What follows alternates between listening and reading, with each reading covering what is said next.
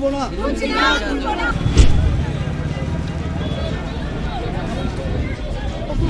চলবে না, তাহলে যখন চলবে না তাহলে আমরা যাই বাড়ি, আমরা অফিস করি। পথ দুর্ঘটনায় মর্মান্তিক মৃত্যু, এর প্রতিবাদে রাস্তা অবরোধ করে বিক্ষোভ সাধারণ মানুষদের। এই ঘটনার জেরে এলাকায় চাঞ্চল্য ছড়ায়। ঘটনাটি ঘটেছে উত্তর দিনাজপুর জেলার রায়গঞ্জ শহরের দেবীনগর বাজার এলাকায়।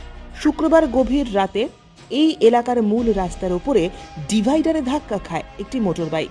এর জেরে মৃত্যু হয়েছে প্রতিবেশী বাইক আরোহীর। আরও একজন হাসপাতালে চিকিৎসাধীন। স্থানীয় সূত্রে খবর, মৃতের নাম উত্তম সরকার, তিনি ওই এলাকারই বাসিন্দা।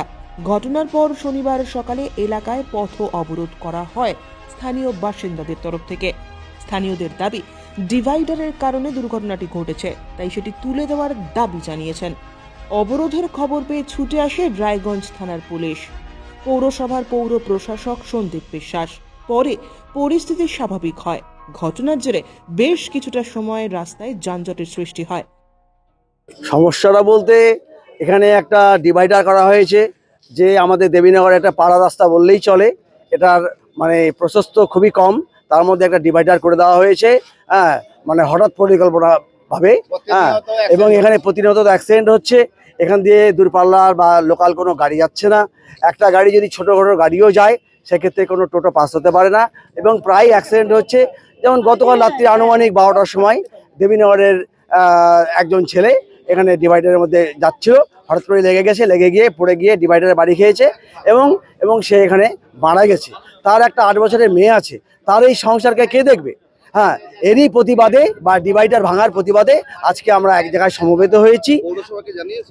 পৌরসভা এর আগে অনেকবার জানানো হয়েছে, পিডব্লিউডিও জানে, কিন্তু কোনো রকম পদক্ষেপ নেয়নি।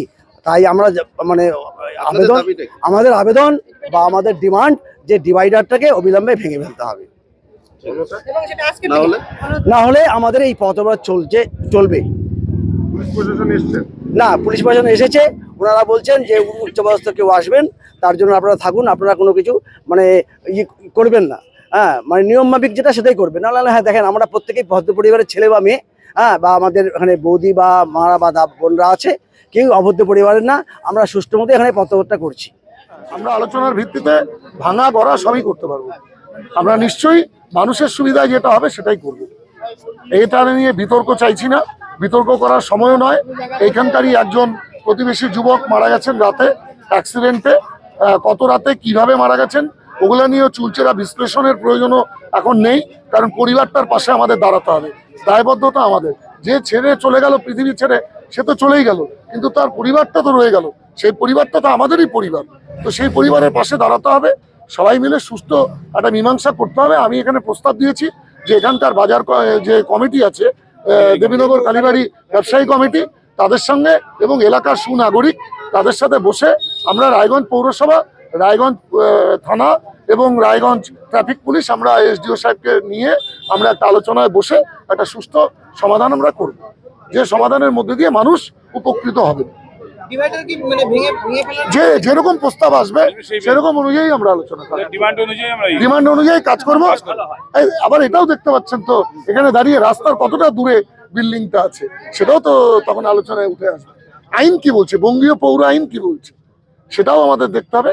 কোনো আইনের ঊর্ধ্বে তো আমরা কেউ না, সবাই মিলে আমরা আলোচনা করে বিশ্লেষণ করে সুস্থ সমাধান করব, এটাই আমাদের কথা। যেটা সবচেয়ে বড় ব্যাপার শুধু যে এই ডিভাইডার হওয়ার ফলে সমস্ত লং রুটের গাড়িগুলো কিন্তু যাওয়া বন্ধ হয়ে গেছে। হ্যাঁ, এটা পোল সরাতে হবে, পোল সরালেই আর রাস্তাটা আরেকটু 1 ফিট 2 ফিট করে বড় করলেই হয়ে যাবে। দেখছি আমরা সেগুলো ব্যাপারেও আলোচনা করছি। ব্যুরো রিপোর্ট, উত্তরের প্রহরী।